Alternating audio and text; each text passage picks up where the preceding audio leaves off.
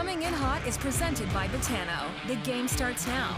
Here are your hosts, Brent Wallace, Jason York, and Bobby Ryan. What are you doing? Oh.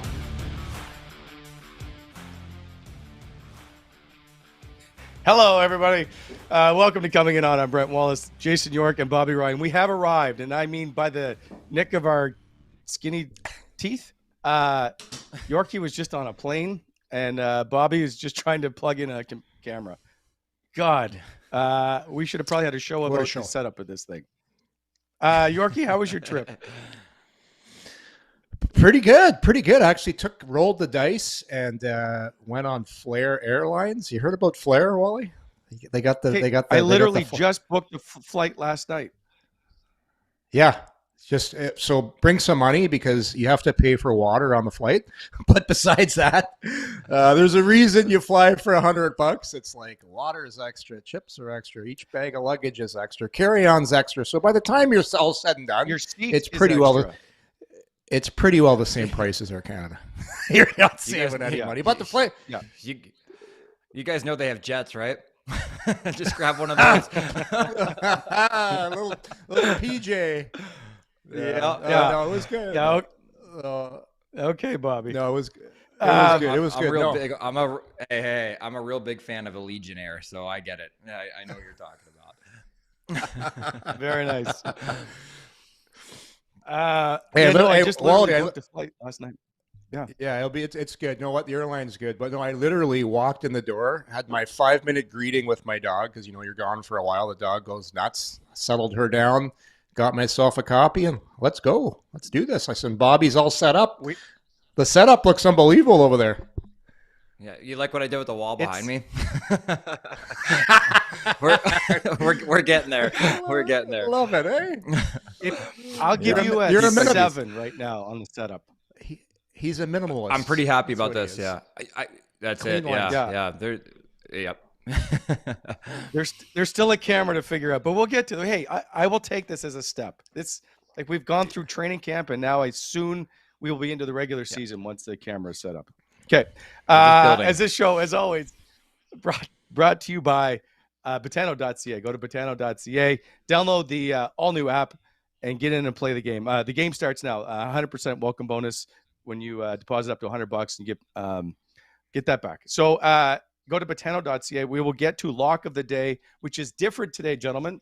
I'm guessing you haven't checked out the Nerd Report, but it will be on the Super Bowl since there's only one NHL game tonight. And we'll let Bobby go first, although you did lock in the Niners yesterday, if I remember correctly in the tweet. Do you want to bet? I'm trying to read the Nerd Report as we're going. So you'll excuse me for looking down. But you know what? The Niners got hosed. I love the Phillies. The Eagles, excuse me. The Philly teams, but the Eagles. But I just thought Brock Purdy was going to have a night, and then to be hurt that quickly kind of hosed them. The game was over before it started. So I'll take full blame for the loss and anybody that followed my betting. But if they watch the show, they should know I'm not your guy. No, it's pretty much the opposite. Yeah. So yeah, you would have made a couple bucks if you went against me. All right. Anyway, we'll get to that later in the show. Lots to talk about all the way. By the way, it is Thomas Chabot's birthday today, so happy birthday to him. He turns 26, as does, of course, Colin White. It was always interesting. The two of them shared the same birthday. Mason McTavish, the Carp guy who is in Anaheim, it's his birthday as well today. Happy birthday to him. Let's get right to it. But as always, this show brought to you by Renfrew Pro Tape. I'm tempted, Bobby, you probably need some tape to hook that thing all together is what I'm guessing. I'm guessing it's on the floor in a big ball of tape, some cables. Oh yeah. No, I'm looking around. You're completely accurate. My little guy walked into this room the other day, last night, and I was like, the only thing you cannot do in this house now is walk in there, buddy, because it's all gonna come down like a house of cards at some point. But I close the doors and lock it up when I'm not in here now. We will take it, but I'm going to send you, by the way, a picture of Yorkie and I that you can put behind you. I think that's probably what you need. Perfect. You know what? Can you guys do like the hand on the shoulder pose and give me a good one?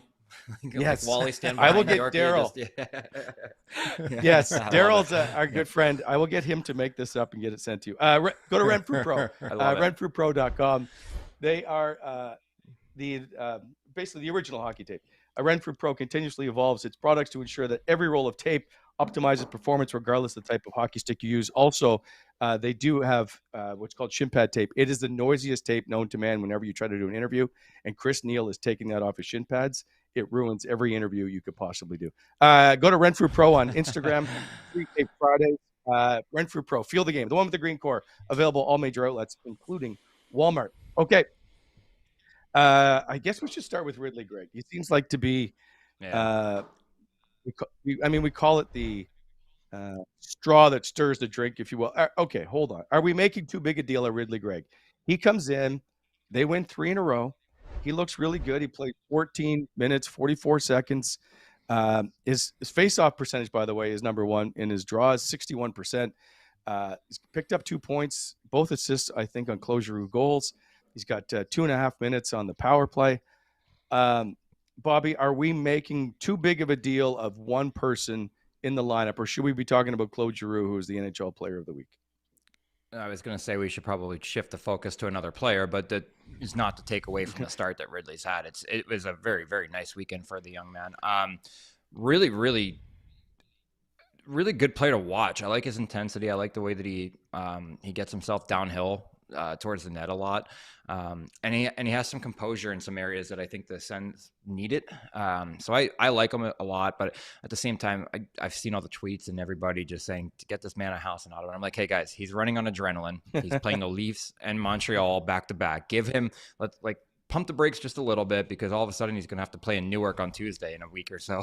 So, when he comes down from that natural high, just give him, temper the expectations a little bit, because he's not going to be a first line center. But that being said, he's had a great start to his career, and I think he's going to be a very, very important player for the Sens. And how did it all start? If we rewind here, I think one gentleman said it's time to call up Ridley Greig, and within, I think, minutes he was called up. So Bobby, I'm going to give you some props here. Thanks, man. The words came, words. Yeah. So if you're going to listen to Bobby's bets and talk about guys getting called up. So, all joking aside, he plays, I said this last time we talked about him, he plays the right way. And that's why you can't have 3 guys on the line, as much as skill guys like to play with one another. You need somebody that's just going to play, like I talked about Steve Ruchin back when he used to play with Solani and Korea. Well, you can't have 3 guys that are shooters or 3 guys that want to hang out high in the slot and get lost. You need a guy that's going to do the work, and that's what Ridley Greig does. And I agree with Bobby. Pump the brakes. He is going to come down, but I like how he plays. It's effective. It's simple. He does all the little things that you want in a young guy. So he has a mature game. I heard guys use that term for him, but it's if you want to have success in the league and you're lucky enough to get called up right away and play with 2 really good players, just play high percentage hockey. Make smart plays with the puck. Yeah. Get the puck in the hands of a Claude Giroux, and he's going to do some real nice things for you. He's been doing it forever. What is he, Wally, coming up? I did read the Nerd Report, by the way. I read it on the plane. Giroux's coming up on 1,000 points. So no, it's been. Yeah. If you want to get called up, it's been great timing. If you're Ridley Greig, team's doing terrible, so anything you do when you come in is going to be a bonus, and you get to play with 2 awesome players. It's the perfect setting to get called up, but give the player full marks because he's come in and performed. Yeah. I could not agree more. I was just going to say, you said the perfect setup. I was going to say the perfect storm for success is what he was getting. Yeah. And, but you still have to get there and do it. And he's done it. For sure. The one thing I will say I'm somewhat disappointed in is he's known to be a guy that goes full out and plays a hard physical game. But because they've actually had the puck more than not, we haven't seen that side of him because they're playing with the puck and they're moving with speed. So I'm interested to see him in that grinding type game. We just haven't seen it. And that's not a knock. Don't get me wrong. No. I just want to see some guys. There's no hitting in hockey anymore. You hit a guy too hard. You got to watch it. You don't want to get when things are going well. You don't want to get suspended. He's already been suspended before, so No, it's Yeah. you're right. Hey, True. good. He's- Good. Yeah, he's making business decisions out there right now. he's seen a paycheck drop. He's not having. Okay, You don't get here's paid a from the question box. then. Does he stay the rest of the year? Yorkie? How many games are left? What are they at? Halfway, 30, a little over little halfway. less. So what? So okay. So Josh Norris is done for the year. It's a no-brainer in my books. Like, if he's a centerman. You don't have to worry about his face-offs, at least so far. So you're starting with possession most of the time. He's a 60% face-off guy. He's a guy. Here's the thing: when you're contemplating whether guys are going to stay or not. So first thing, you cross this one off. The organization is behind him. He's a first-round pick. They want him to play. This isn't a situation where a Lucchini's been called up and the organization's not behind him. If he has success, it means they've done something wrong. So it means why isn't Ridley Greig here? He's our first rounder. He's the guy that needs to be here. So number one, they want him to be here, and the general manager, the scouts, everybody looks good when he plays well. So that he just has to play. He just has to play fair to not bad to stay. Yeah. And then they look smart for drafting him. But instead, he's playing great. Now they look like geniuses. So he's there. I see him staying the rest of the year. The team's done well with him. So, yeah, why? The only way he's going to get sent down is if he starts to struggle. But pretty tough to struggle when you're playing with two really good players and the guy that's player of the week. So Bobby, I don't know about you, but I don't see him going back. I don't either, but you know what? I would love to answer that question after 8 games instead of 2 or 3, whatever it's been. Sorry. Only because when he does come back down from the high that he's on and the adrenaline and the fumes of playing your first 5-6 NHL games, where does he end up being? Like, because he's elevated right now, and I don't think that he's going to be an elevated second line player. Not to say that he's not going to chip in with offense, because nowadays your third and fourth line can kind of need to score, right? That wasn't the case for a long period of time in the league. But that being said, I still would like to answer that after 8 games, because I still think they're going to shelter him a little bit and probably have him back down there at some point. Who are the other, I know, if you look at other options, here's the thing, and it's with Norris being hurt, there's not a lot of options. And especially if they keep, especially if they kind of keep close to that, hovering around, we still have hope, and you're still in the race mathematically, and you got to think he gives them the best chance of winning, at least right now. But I agree, Bobby. 8, it's a small sample size so far. Sample size is good, but let's temper the expectations and see what happens after 8 to 10 games. Agreed. And by the way, there was Alfie's Mullet in the chat and brought it up. I was going to bring it up too. Is he'll likely get sent down during the break, but not for people to get too excited. That's just keep him playing, and 2 is the money, and 3 is they'll just call him right back up after. Exactly. So we have to have a little bit of controversy. So what happens next year when Josh Norris is healthy and you look down the middle? Do you go Stützle, Norris, Pinto, and Ridley Greig, or is Ridley Greig too good to be playing in a fourth line role? Or do you move someone to the wing? Because you still have Mark Kastelik. Yeah, and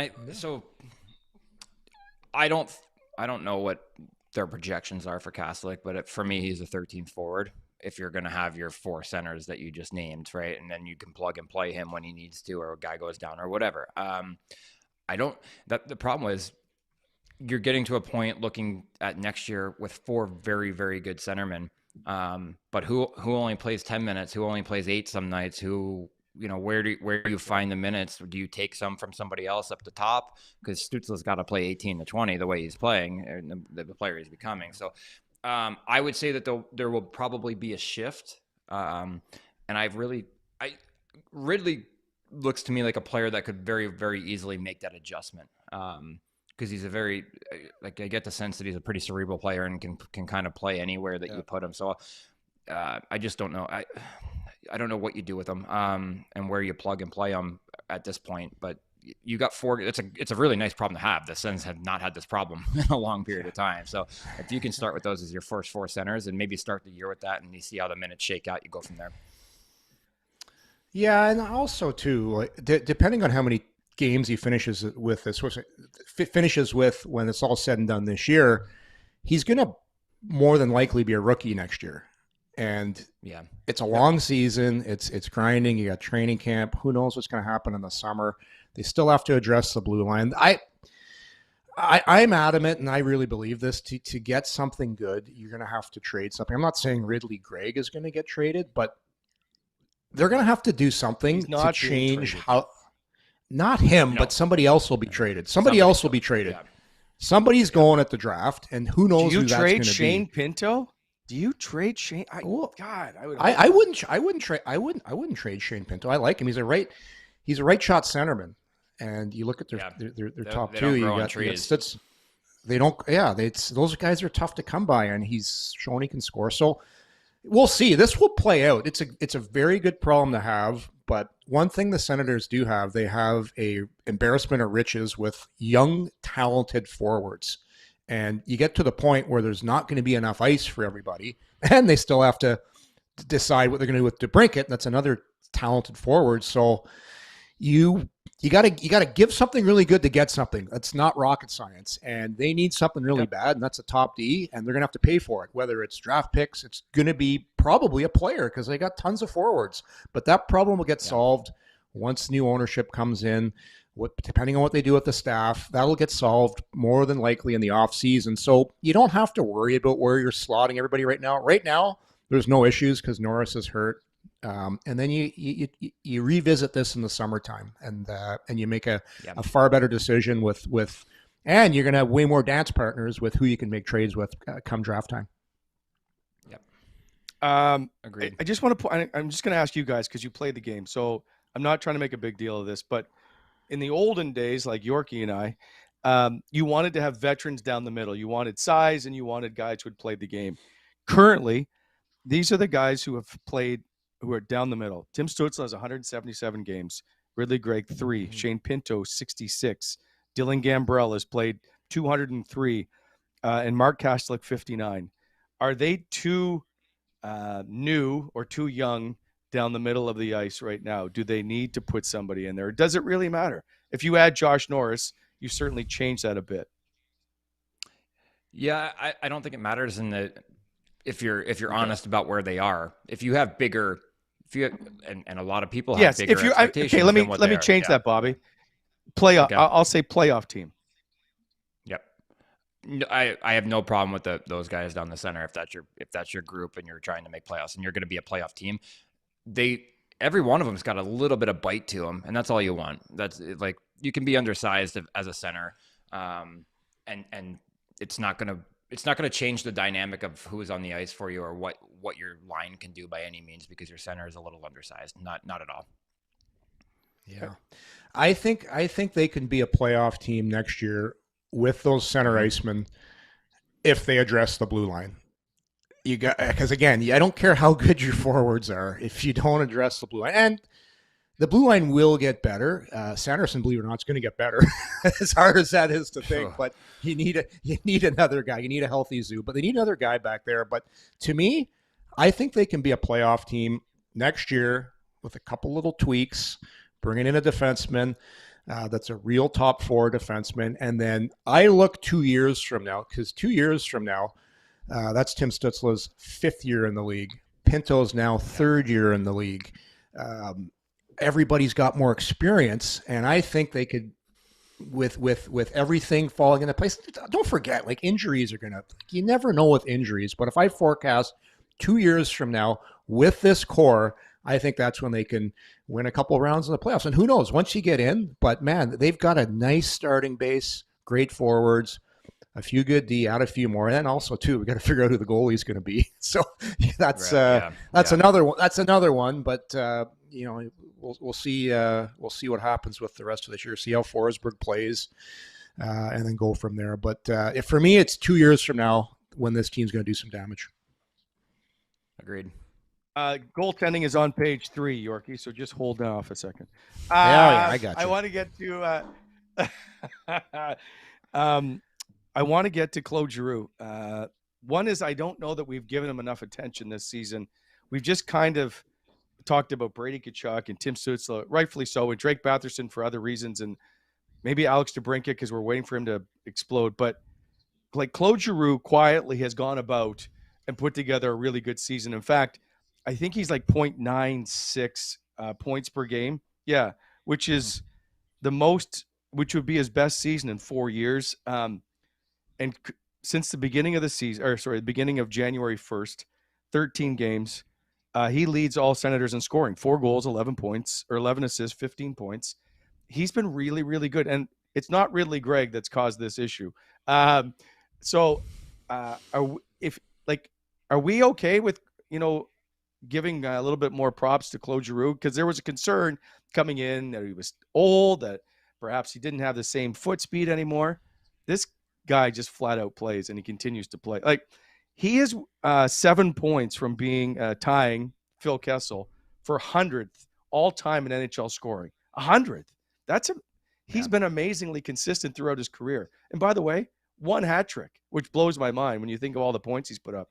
He just does it night in, night out. Bobby?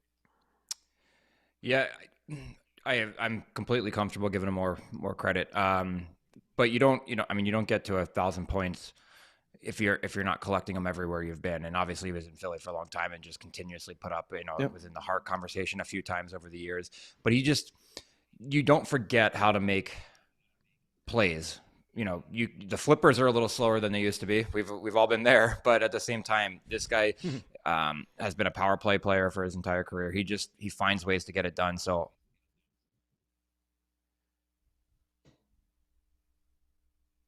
we were going so well, and then Bobby just cuts out. Is he gone? We lose him? Every time at like 3:20, I think the Verizon guy shuts off his internet. I don't know what's going on. He's frozen in time. I'll pick up with what Bobby said there, Wally. Right. Yeah, go ahead. So last year I went down and watched a Florida Panthers playoff game, and I sat in the 100 level, and it's a lot different because you can see the speed of the game. And I was watching Claude pretty closely just because you heard the rumors, and then just being an Ottawa guy, and he used to skate in the summer, and I think I told you this story about a month ago. My boys would do a little bit of power skating, and Claude would sometimes be on the ice with them, and he was working on his skating 3 times a week at least, working on his edges, and he's a guy that I don't see him slowing down anytime soon. And is one thing for certain, his brain's not going to slow down. He still has one of the, what I call it, quickest processors in the league, because everybody always thinks, he's not fast enough. He's not this. He's never been a really fast guy, but people that, I hate to say this, but haven't played the game don't understand that probably the most important thing is how quickly you process something and then respond and do the action.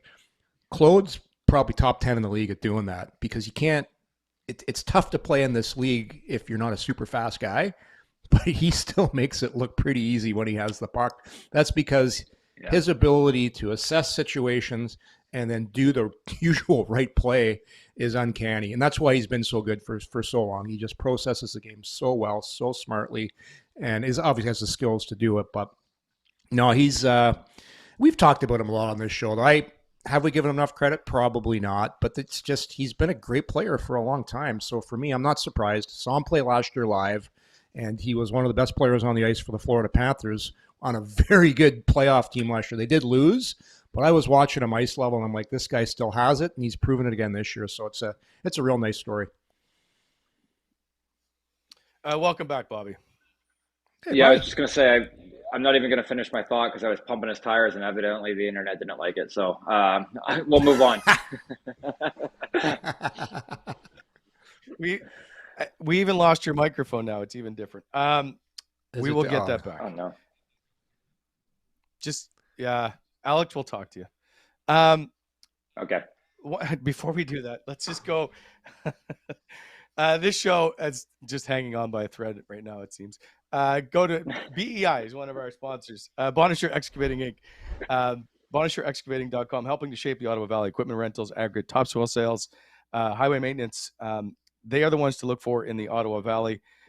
Give them a call, 613-432-1120, bonsureexcavating.com. Also, check out their website. They're having a hiring day at the Algonquin College, I think, in Pembroke. Anyway, have a look. Okay, that's bonsureexcavating.com. Goaltending, as we move on. I do want to get to the D in a sec, because I think there is a major fix if we talk about Tyler Kleven shortly. But the way that Anton Forsberg has played, do we give him the majority of the starts? Does it matter anymore?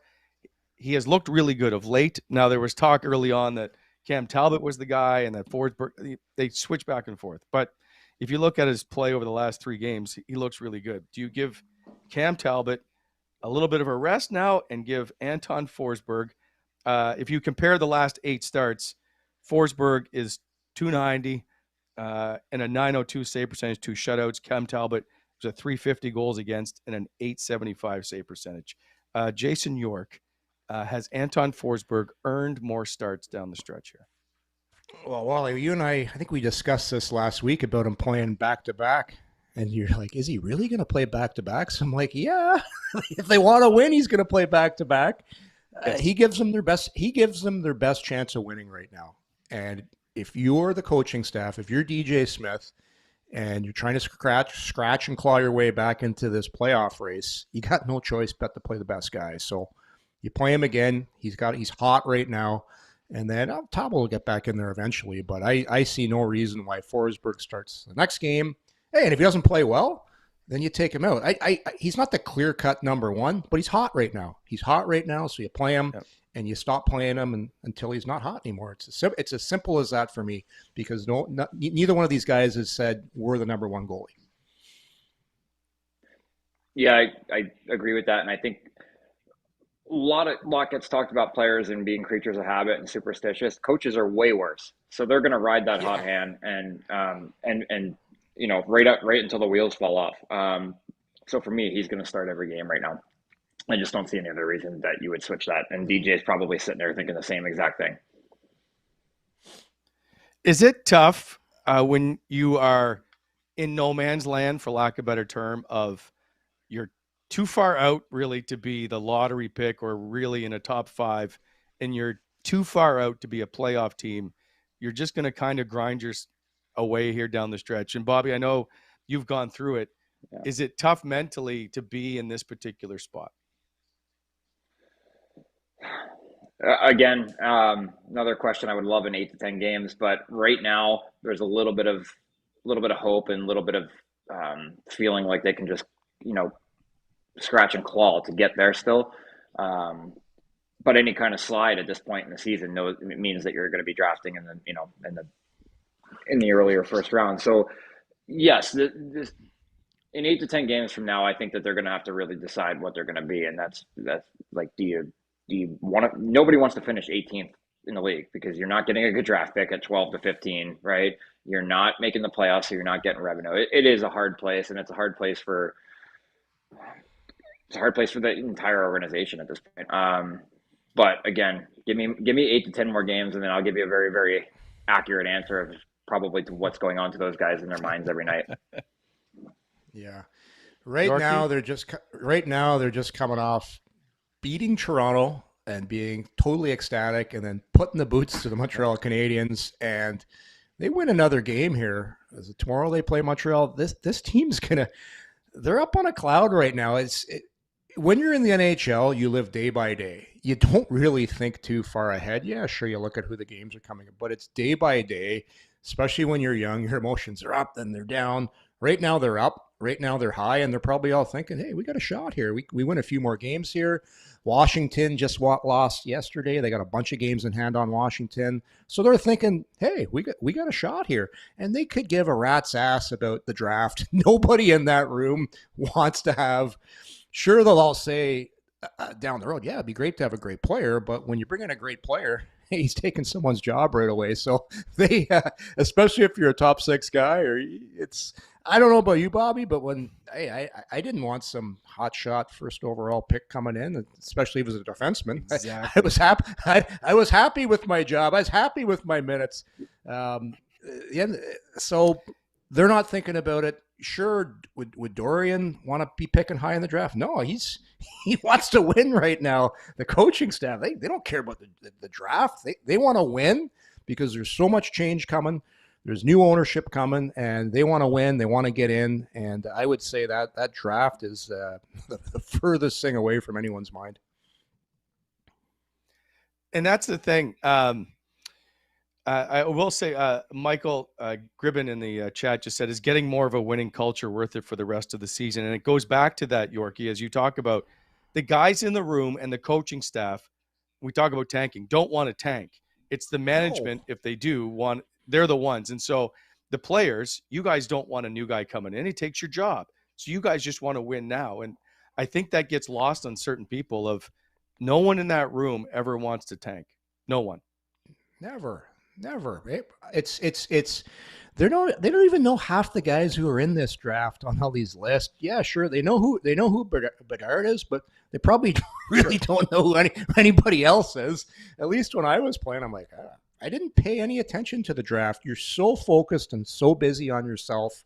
And now they're winning a little bit. So, hey, just straight ahead and try and keep doing what you're doing.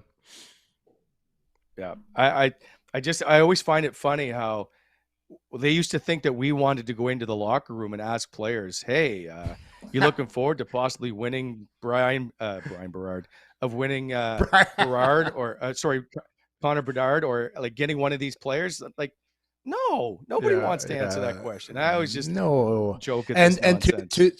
Hey, look, Bobby's so serious right now. He's not even moving. He's got a stern look on his face. I think he's still thinking about the question. But to the person that sent the question on the chat, it's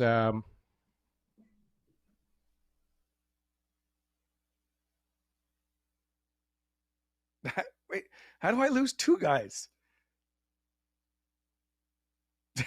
I'll just continue on. While we're doing that, I will tell you. I lost it for a sec. Oh, yeah, yeah. I cut out too. I don't know what the hell's going on. Yeah, Bobby's just frozen in time. We're just going to leave him over there. We'll say coming up later in the show, we do have a contest for Montana's. We're going to give away you're going to enter a contest for a $25 gift card from Montana's. We will send to you. It's an e-gift card. We will give you the contest rules. By the way, Monday is what at Montana's, Yorkie? Half Monday, price. Wingies? Is it Wingies? Wings. Yeah. Tommy like Wingies. Remember that from the old Tommy Boy?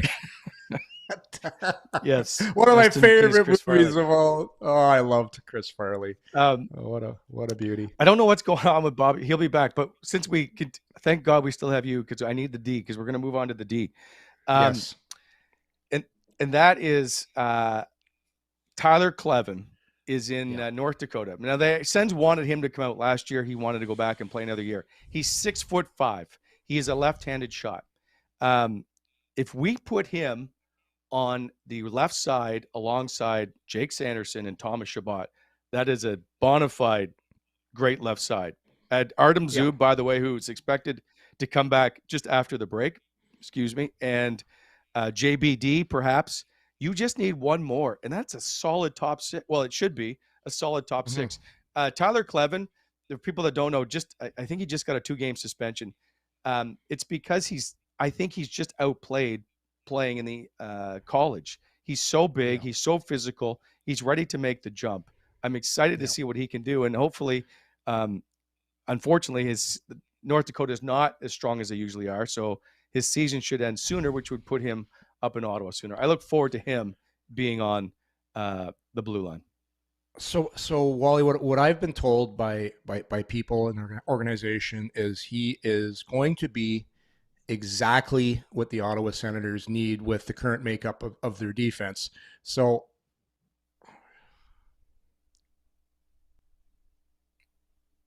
what's the matter?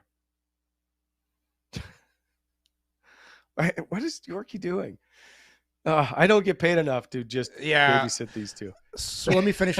I don't know what the hell is going on with the Wi-Fi here. I've been away for a week. Maybe there's too much snow.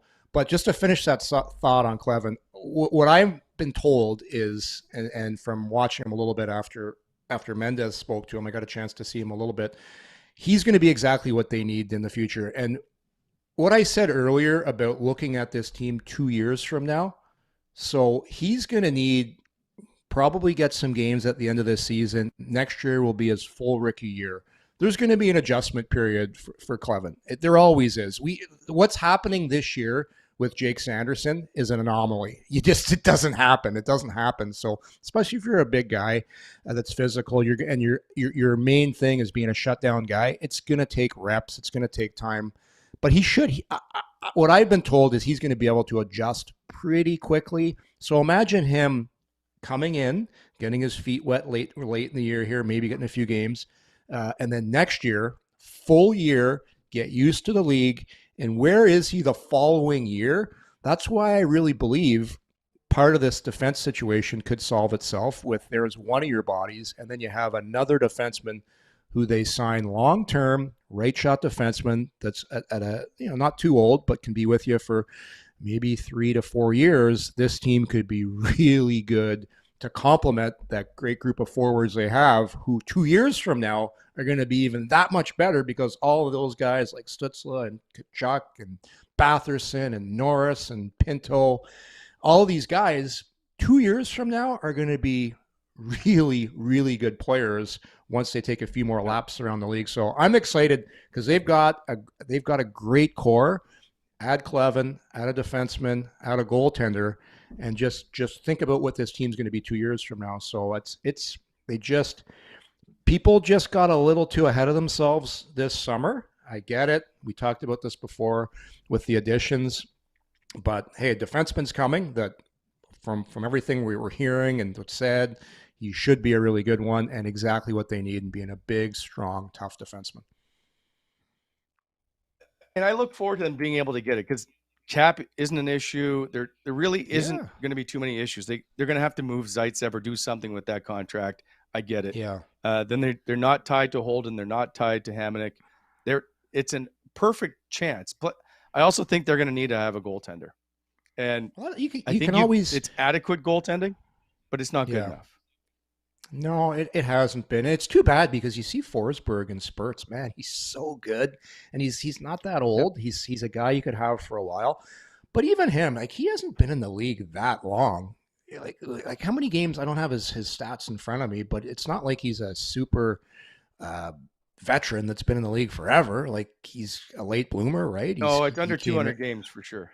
So you got to cut him a little bit of slack as well. It takes goalies a little longer to figure things out. I'd like to see how he plays down the road here. Let's see him with a larger sample size. Who knows? This is the great thing about professional sports, hockey in particular. You never know when guys are going to come along later on in their career. And let's see. Maybe that solves itself, but time will tell. And if it doesn't work with Forsberg, you go out and you address that position. I'd like to see him. We talked about this earlier. Run with it for a while here. Maybe you trade Talbot here at the deadline and let Forsberg take the reins for the rest of the year. And then because he's played so much, do we need to get another guy, or maybe now Forsberg's our guy? Hi, Bobby. Hey, Bobby. Hey, guys. Absolutely. You know what? This never happened when I sat at my kitchen counter and just wore headphones and did this correctly, guys. Just so we're there. The viewers are going to love this. That's actually not true, but I will let it go. Okay, fair. Fine. Yeah. But with four, know what I missed. Well, your paycheck is getting smaller and smaller. We will. Okay, so here's a question, and we brought this up: is goaltending. What to do? We did discuss moving into a top 4D with Tyler Kleven and whatnot on the back end. But is Anton Forsberg, if we were to move Cam Talbot at the deadline, is Anton Forsberg and perhaps Kevin Mandolese or Mad Sogard in the minors good enough to be a tandem next season? I don't think it is. No, I would agree with that wholeheartedly. I don't think those are very, very good. You almost have to have in the NHL now. It has to be 1A and 1B. You can't have. There's obviously circumstances with one being so good that you can have a far superior backup, but we don't have that problem. That's not that's not a problem Ottawa has. You need a 1A and a 1B at this point, and you can't do that with those other two. And the only way you're going to be able to do that is if you identify somebody in a trade and get them to come, right? So I don't think you can run with that, and I don't think you let Talbot go. I don't know, what the thought process is long term for him, but I don't think you let him go. I don't see why you would. He's a really, really good goaltender that's got some, tread left on the tires to be, if he's going to be your backup, he's going to be a very, very good backup. But does Cam Talbot accept a backup spot? I don't know. I don't think you give him the option, right? I think you pay him and tell him exactly what he is, right? You're getting a little older. You're gonna play less games going forward. There's just and if you don't want that, we'll find a way to move you and whatever. But if Anton Forsberg is gonna be your guy, you got to let him be your guy for 50 of the 80 games. Yeah. I look to 2 years from now, and at 2 years from now, Talbot's going to be, what is he going to be, 37? I know goalies can play later. Look at Craig Anderson going. He was so hot for a while. Then he had those issues. He was inconsistent. To me, watching Talbot this year, I'm not going to say I expected more, but I did expect more. I will say, he hasn't been consistent enough for me this year to say, hey, we're going to give you, and depending too, I'm not going to give him away at the deadline. If somebody comes and blows my socks away with an offer and says, we're going to give you whatever marketplace, we're going to give you a first-round draft pick for Cam Talbot, or we're going to give you a second round, I'm probably going to do that trade because I haven't seen enough from him to say, yeah, you're going to be our guy. Maybe we go out and try and do something else in the summer. So it's just, for me, both goaltenders have been a little inconsistent this year. They've had times where they both looked amazing, but other times where I'm like, ooh, I don't know if this is going to be my number one guy. So to me, it's like the team. It's been hot and it's been cold. And I just thought Talbot would come in and really stabilize things. He was for a while, and all of a sudden you're like, I started doubting him. So again, time will tell, but who knows? Maybe they don't give Ottawa the offer they want. You keep him, and he has a great rest of the year, and then you say, okay, now he's going to be our guy. So they got a little bit of time to figure things out here. All right, here we go. By the way, Montana's on Monday, as I already tested Yorkie. Yes. Bobby, what is Monday night at Montana's? What is the special? Isn't it half-price wings? Hey, attaboy. Yeah. I wish we had the ding, ding, ding sign. Congrats. Yeah. I'll find those things anywhere. If only that was the lock of the day by Botano. Anyway, Montana's. Go to Montana's tonight for half-price wings as part of their menu. Also, they do have a comfort menu, if you will.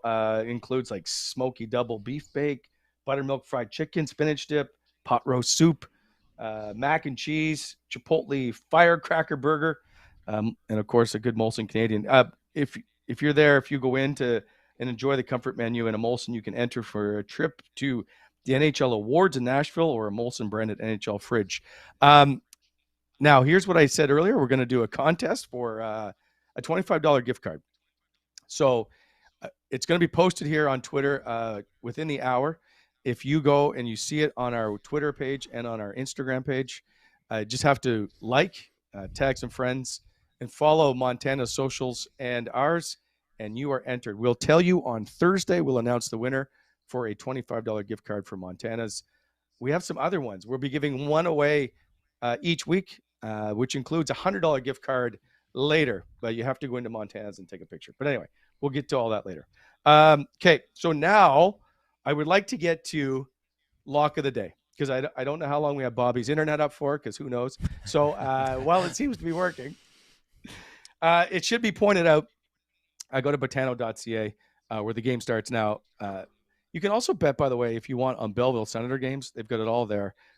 There's lots of stuff. There's actually politics on there, which I was so shocked to see. I shouldn't be, but I am. And, of course, all the things that go along with Super Bowl weekend, whether it's who won the coin toss and all that nonsense.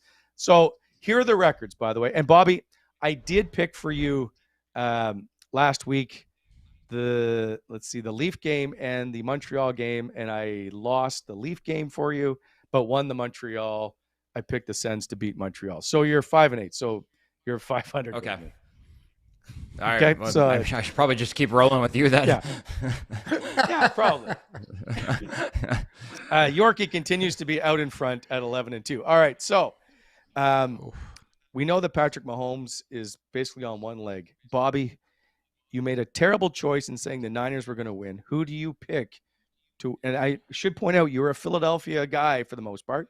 Who is going to win the Super Bowl? The Kansas City Chiefs.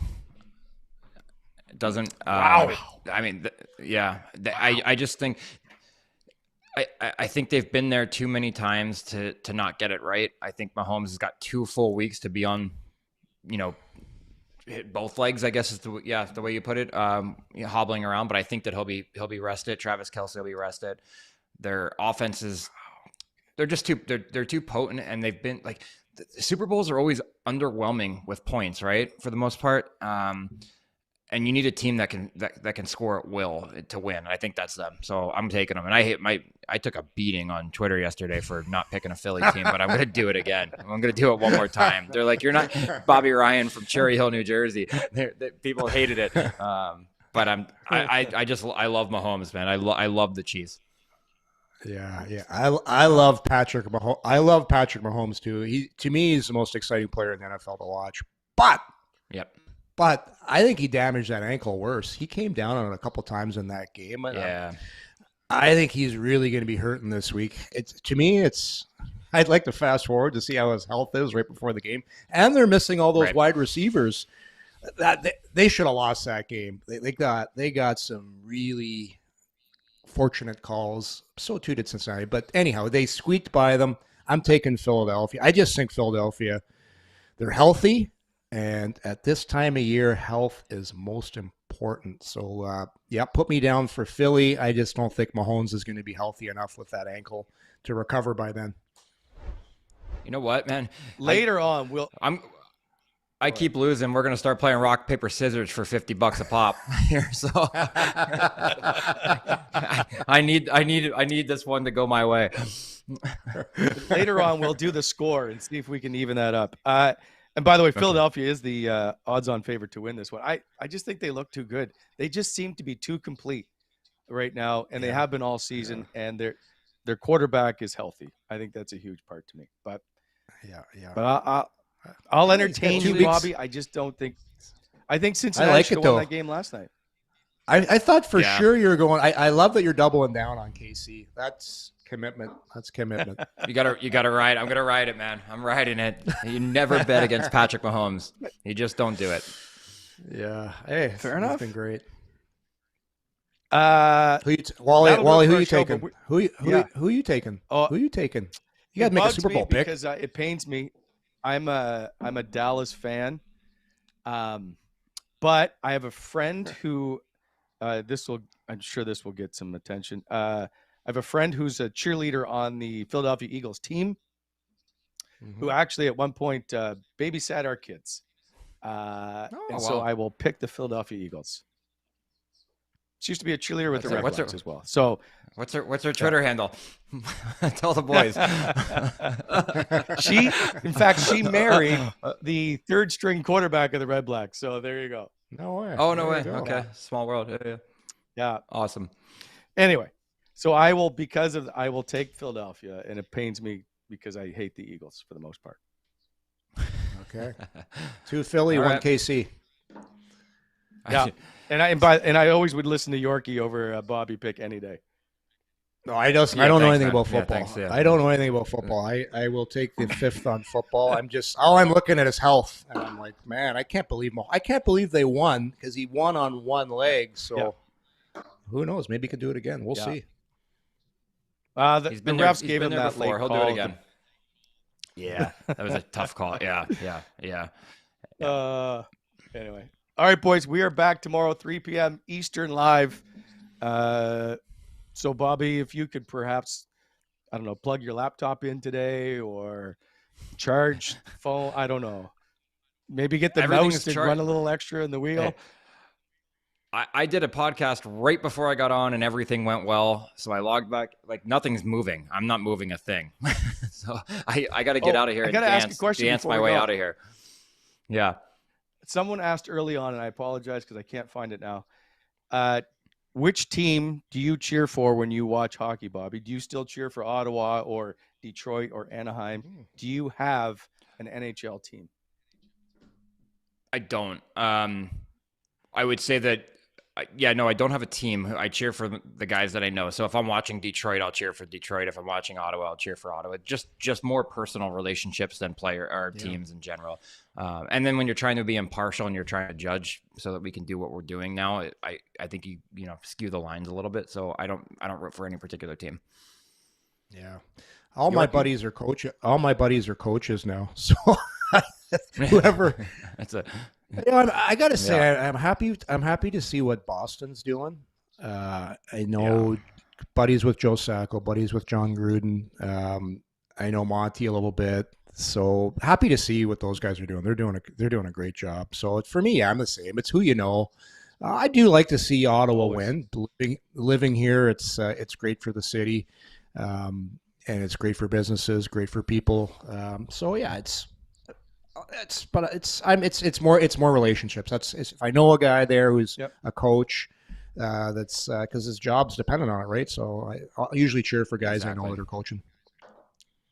Same. And I was the same way. People are like, well, don't you cheer for Ottawa? I'm like, I would cheer for Bobby Ryan playing in Detroit, or in fact, I know James Reimer really well, and you're not supposed to cheer for any Leaf guy, but I always wanted him to do well.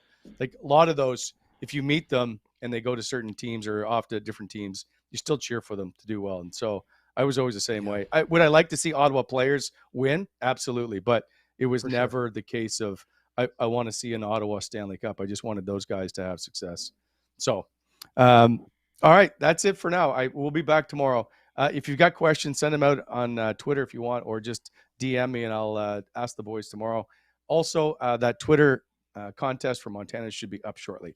Thank you for tuning in today and sticking with us. It's a free refund for everybody based on all the technical issues. We'll see you tomorrow. See you, everybody.